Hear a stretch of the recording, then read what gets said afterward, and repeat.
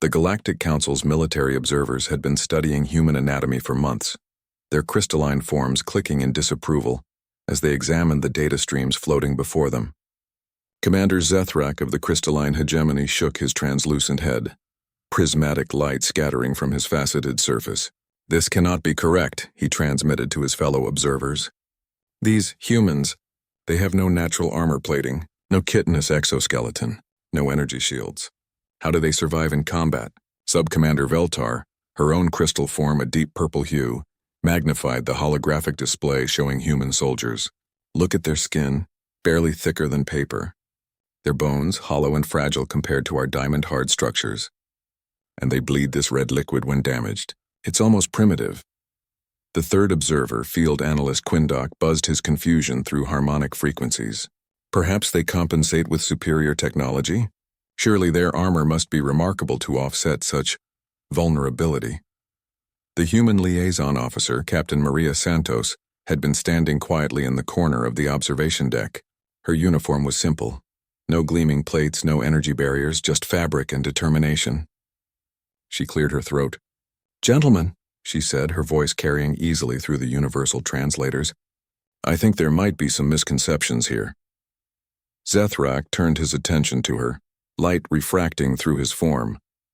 "Captain Santos, we mean no disrespect, but our analysis shows that human physiology is inadequate for military operations. Your species lacks even the most basic protective features that every civilized warrior race possesses." Maria smiled, and there was something in that expression that made the crystalline beings unconsciously step back. "Would you like a demonstration?" Before anyone could respond, alarms began blaring throughout the station. Emergency lights bathed the observation deck in pulsing red as automated systems announced. "Hull breach in Section 7. Plasma fire detected. All personnel evacuate immediately." The crystal beings immediately began activating their personal energy shields, their forms glowing with protective barriers. Emergency protocols engaged as blast doors started sealing. "The fire is blocking the primary evacuation route," Veltar observed, her scanners painting tactical information in the air.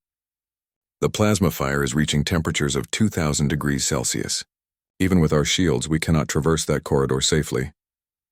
"There are 17 crew members trapped in Section 8, Quindoc added, his harmonic voice tight with concern. "They will not survive if we cannot reach them within 10 minutes. Maria was already moving, stripping off her uniform jacket and rolling up her sleeves. "The blast doors in Section 7 have manual overrides, right?" "Yes, but Captain, the fire—" "I need someone to monitor the trapped crew and guide me through comm," Maria interrupted, pulling on a simple breathing apparatus. "Not a full environmental suit, not energy armor, just a basic air mask."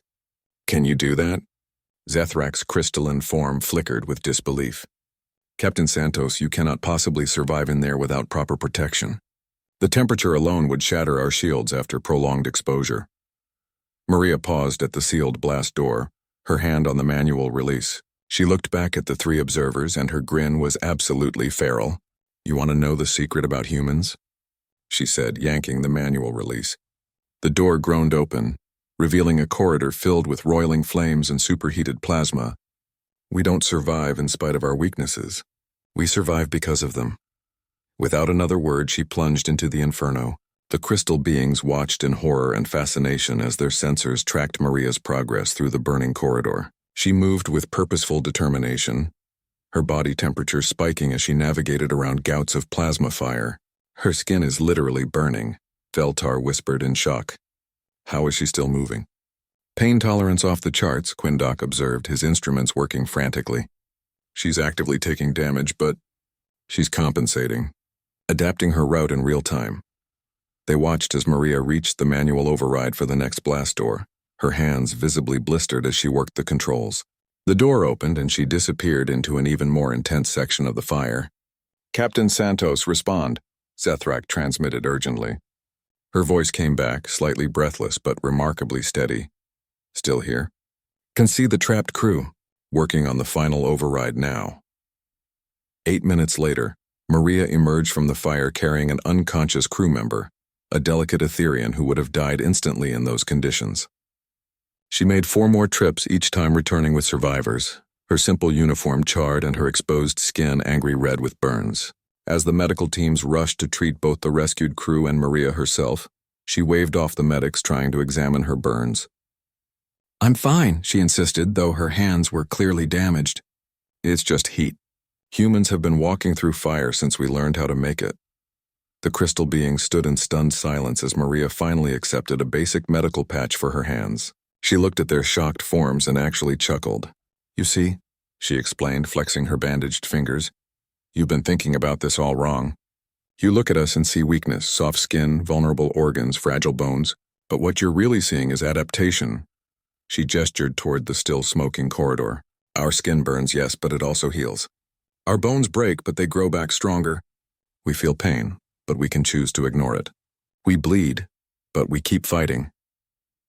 Maria walked closer to the observers, and despite her injuries, there was something absolutely intimidating about her presence. "You built yourselves to be unbreakable," she continued. "We built ourselves to be unstoppable. When your shields fail, you're done. When our bodies fail, we improvise, adapt, and push forward anyway."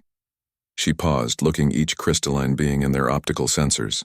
"You asked how humans survive in combat without natural armor?" Maria's smile was sharp as broken glass. "We survive because we're too stubborn to die and too crazy to quit. We walk through fire not because we can't feel the heat, but because we refuse to let it stop us." The three observers exchanged harmonic frequencies of awe and, perhaps for the first time in their crystalline existence, something approaching respect for these strange, soft, indomitable humans. As Maria walked away to file her report, Zethrak transmitted a single thought to his companions. "Perhaps we should reconsider our assessment of human military doctrine." From that day forward, the phrase "human tough" entered galactic standard as the highest compliment that could be paid to any warrior's endurance. Because sometimes the most dangerous thing in the universe isn't the creature that can't be hurt. It's the one that can be hurt, knows it, and charges forward anyway.